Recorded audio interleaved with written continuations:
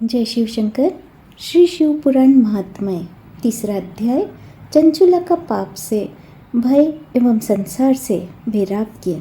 श्री सुत जी बोले, शौनक सुनो, मैं तुम्हारे सामने गोपनीय कथा वस्तु का वर्णन करूंगा, क्योंकि तुम शिव भक्तों में अग्रणी हो और वेद वेदांतों में श्रेष्ठ हो। समुद्र के निकट प्रदेश में एक वाशकल नामक ग्राम है। वहाँ वैदिक धर्म से विमुख महापापी द्विज निवास करते हैं। वे सभी बड़े दुष्ट हैं। उनका मन दूषित विषय भोगों में लगा रहता है। वे न देवताओं पर विश्वास करते न भाग्य पर। वे सभी कुटिल बुद्धि वाले हैं, किसानी करते हैं और भांति भांति के घातक अस्त्र शस्त्र रखते हैं। वे सभी व्यभिचारी हैं और खल हैं। ज्ञान, वैराग्य और सर्वधर्म सेवन ही मनुष्य के लिए परम पुरुषार्थ है। इस बात को वे बिल्कुल भी नहीं जानते। वे सभी पशु बुद्धि वाले हैं।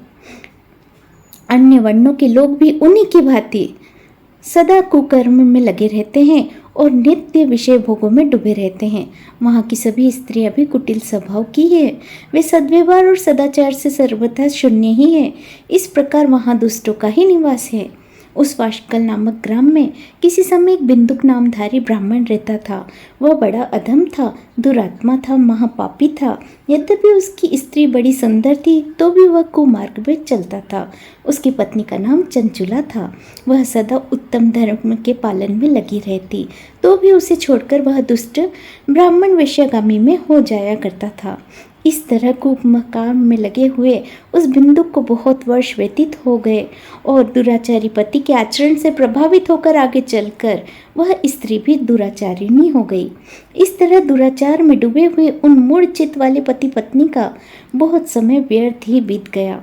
तदंतर शूद्र जातीय वेश्या का पति बना हुआ वह दूषित बुद्धि वाला दुष्ट ब्राह्मण बिंदुक समय अनुसार मृत्यु को प्राप्त होकर नरक में जा पड़ा।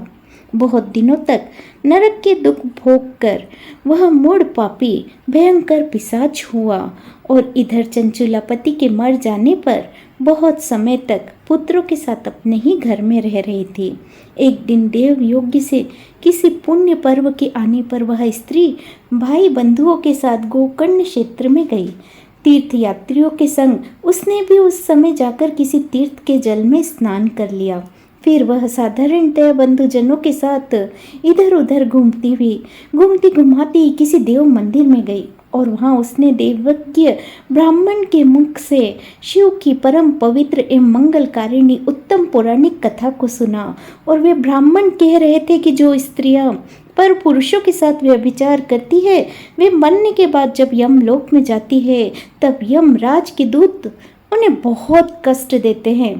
पौराणिक ब्राह्मण के मुख से यह वैराग्य बढ़ाने वाली कथा को सुनकर चंचुला भय से व्याकुल हो उठी और कांपने लगी।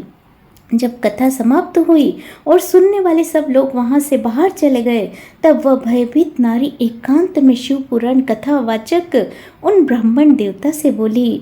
चंचुला बोली कि हे ब्राह्मण, मैं अपने धर्म को नहीं जानती, इसलिए मेरे द्वारा बड़ा दुराचार हुआ है।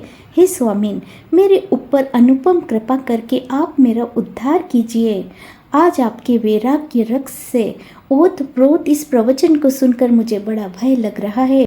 मैं कांप उठी हूँ और मुझे इस संसार से वैराग्य हो गया है। मैं सब प्रकार से नष्ट हो गई हूँ, क्योंकि मैं हर तरह से पाप में डूब रही हूँ। हे ब्राह्मण, आप ही मेरे गुरु हैं, आप ही मेरे माता पिता हैं। आपकी शरण में आई हुई हूँ। मुझ दिन अबला पर आप उद्धार कीजिए। सुत जी कहते हैं, शौनक, इस प्रकार खेद और वैराग्य से युक्त हुई चंचुला ब्राह्मण देवता के दोनों चरणों में गिर पड़ी। तब उन बुद्धिमान ब्राह्मण ने कृपा पूर्वक उसे उठाया और इस प्रकार कहा। इति तीसरा अध्याय समाप्त। जय शिव शंकर।